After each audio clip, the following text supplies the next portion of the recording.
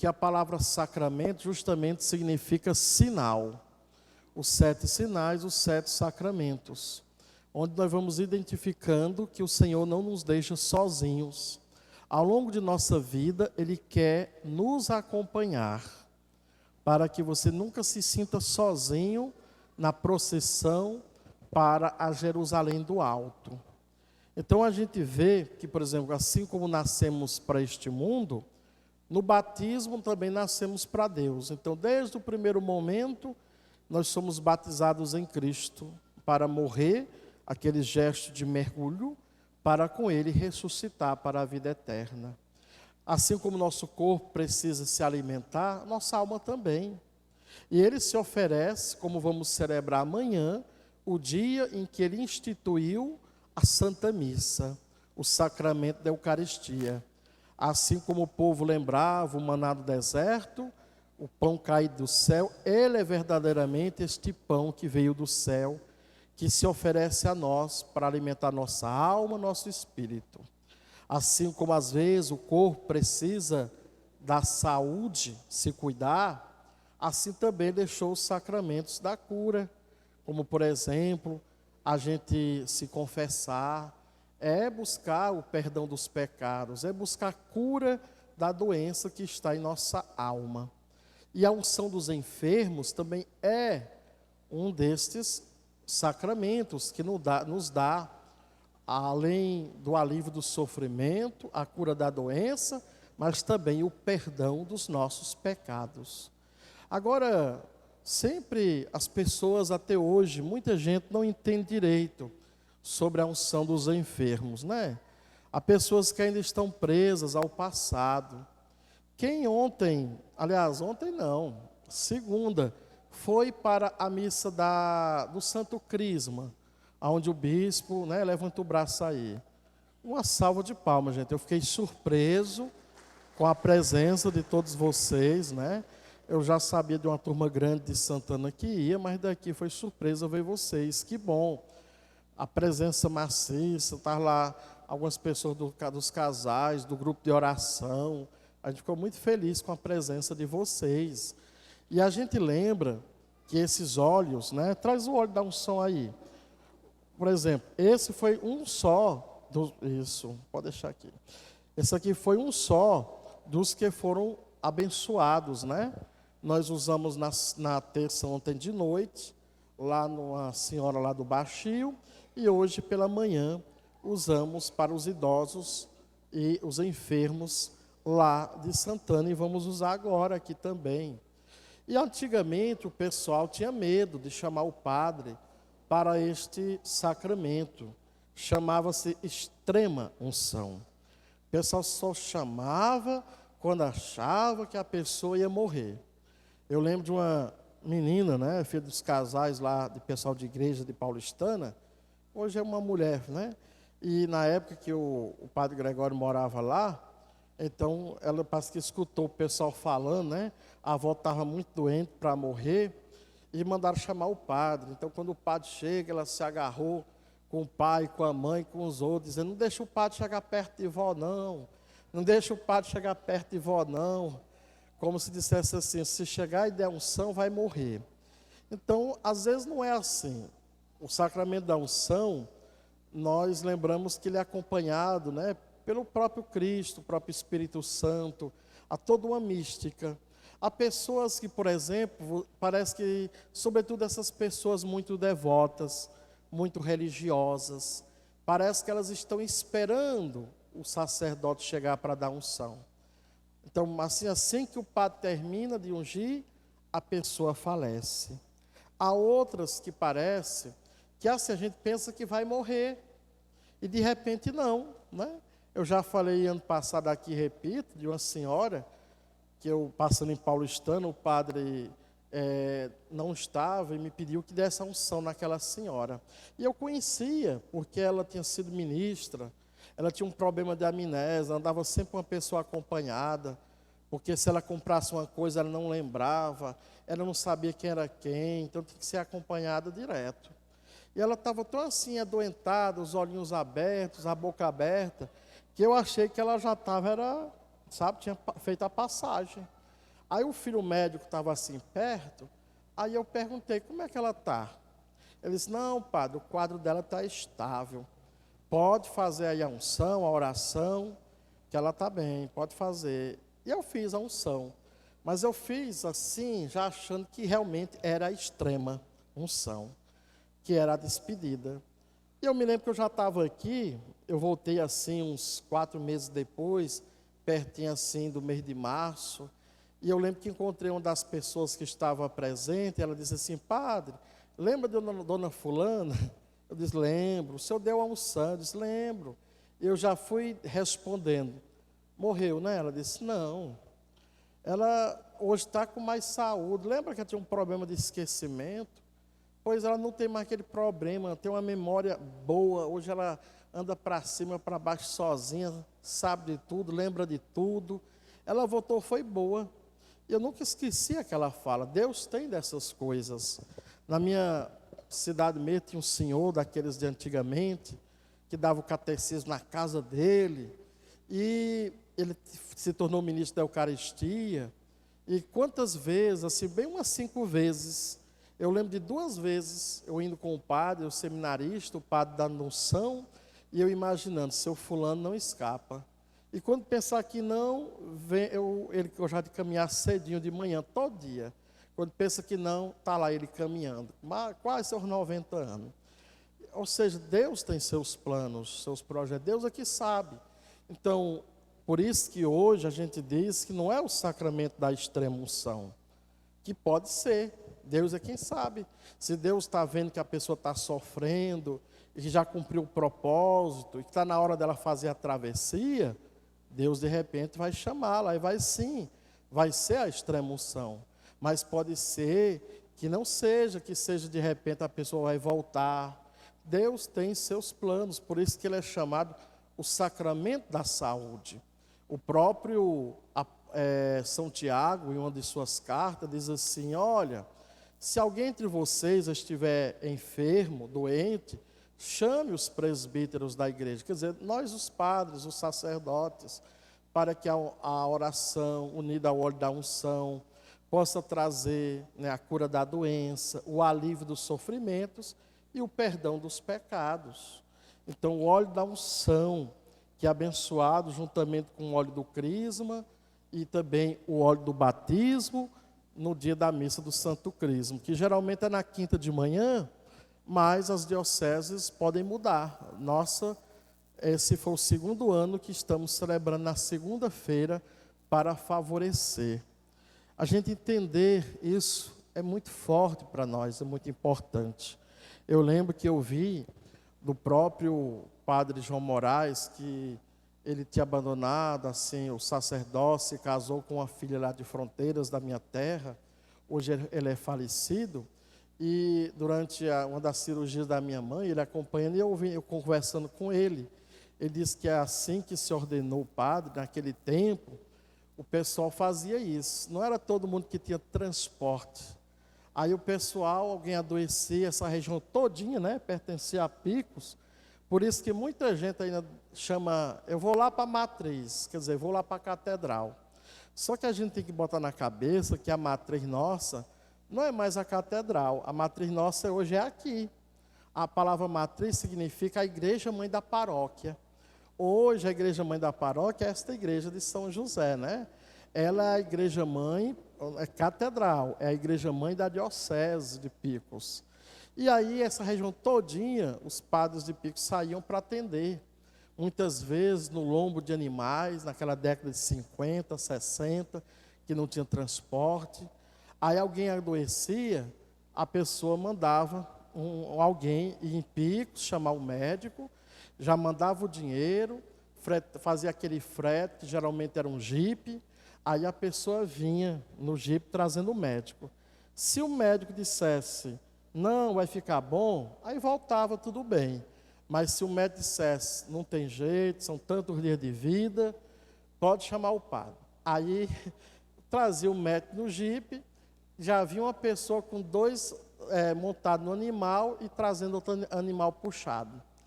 Para dizer para o padre, padre, é para o senhor ir lá em São Luís, naquele tempo, é lá em Bocaina.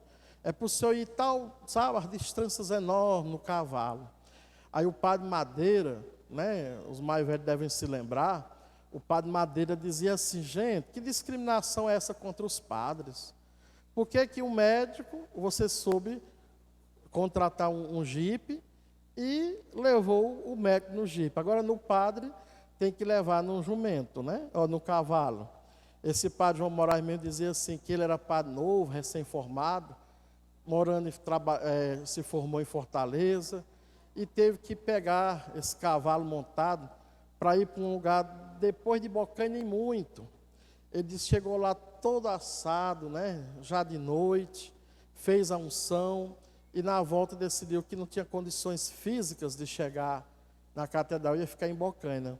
O padre Davi, que é o Davi mais antigo, Davi Anjo Leal, contratou então um carro e foi buscá-lo, né, na caridade como padre, teve pena dele que era padre novo e foi buscá-lo num carro. Por isso que o padre Madeira dizia assim, ó, quando você tiver alguém doente, que você vier chamar o médico, pois o mesmo carro que leva o médico, também leva o padre. Só que na cabeça do povo era assim, tinha medo que se desse a unção, sem o médico confirmar que vai morrer, era como se atraísse a morte. E na verdade, aqui não atrai a morte, aqui atrai a vida. Portanto, vamos ter certeza.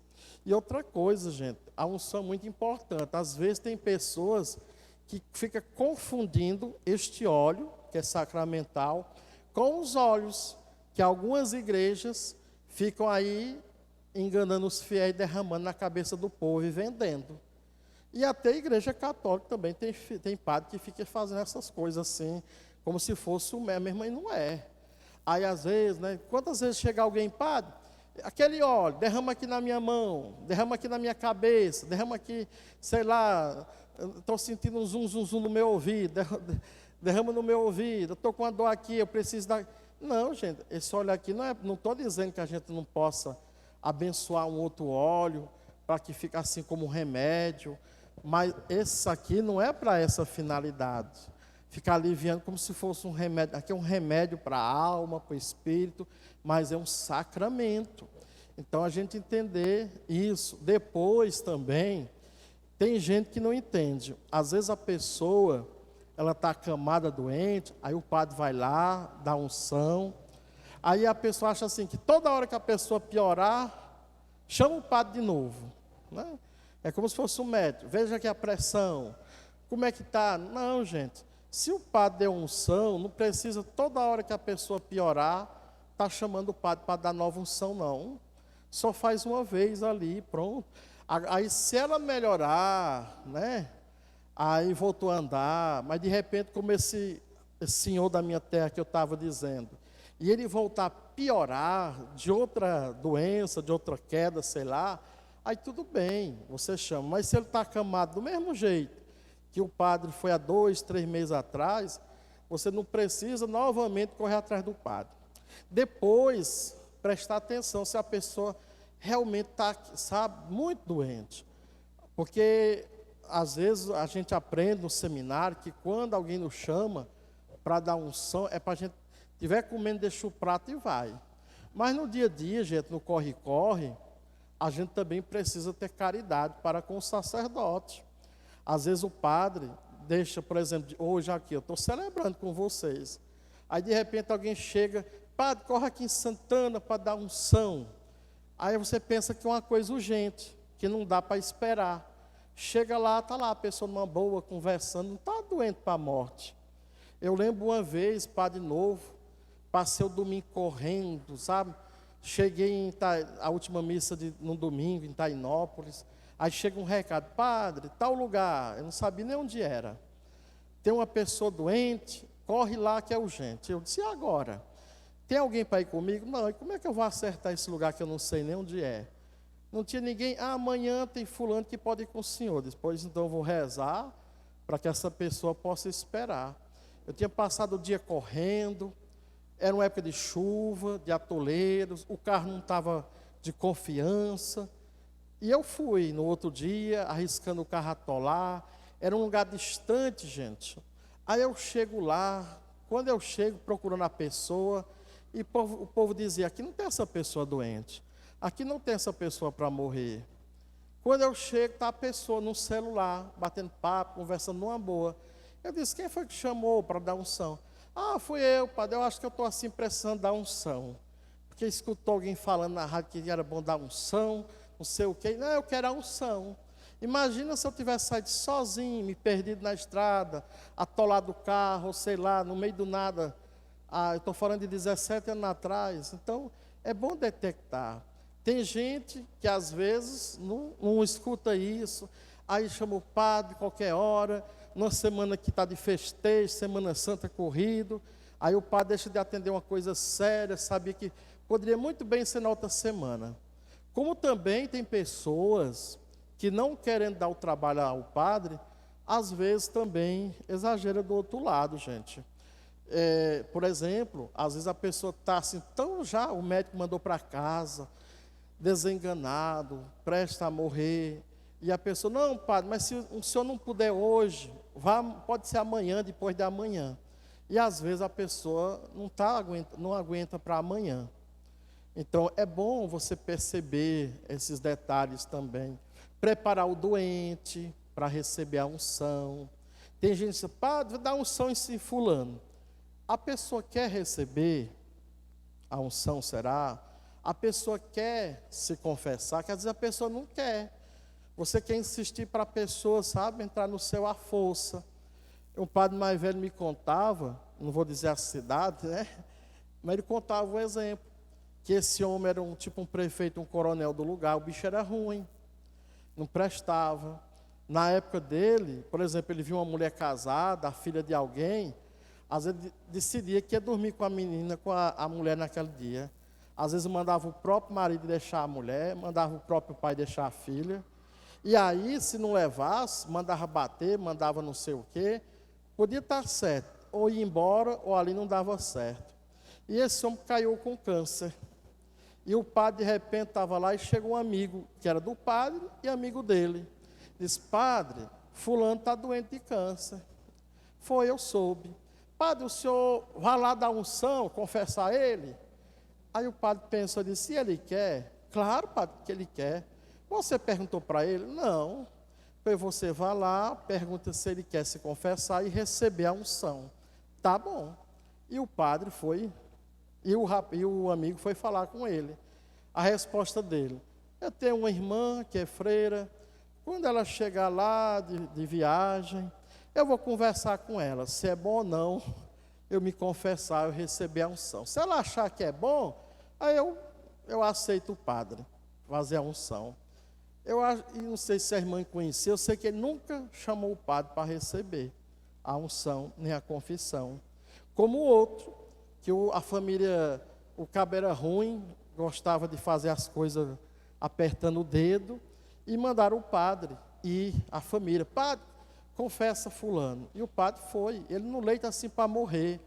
E o padre perguntava assim, você quer se confessar? Ele, Padre, aí o padre insistia, mas a gente é pecador, você está assim nesse momento, olha para você morrer reconciliado com Deus, é bom se confessar. Você tem alguma coisa que se arrepende? Ele, mas você não tem nada assim que você se arrependa? Você não quer se confessar? E o padre insistindo para ver se dava uma oportunidade.